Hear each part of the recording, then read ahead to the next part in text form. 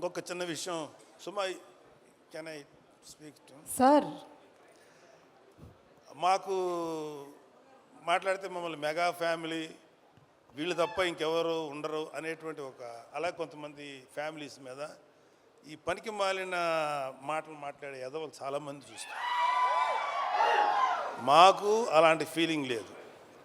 Cinema industry మా అబ్బ సొత్తు కాదు, మా నాన్న సామ్రాజ్యం కాదు, మా తాత సామ్రాజ్యం కాదు. అలాగే మన అక్కినేని గారి ఫ్యామిలీయో నందమూరి ఫ్యామిలీ సామ్రాజ్యం, అది అందరిది ఇది. సో ఇవాళ అడవిశేషు గారు లేకపోతే ఎంతోమంది యంగ్స్టర్స్ ఫిల్మీ ఫ్యామిలీ సంబంధం లేకుండా దే ప్రూవ్డ్ వాళ్ళకి ఎవరు అడ్డం వచ్చారు, వాళ్ళ టాలెంట్స్ వాళ్ళు పైకి వచ్చారు.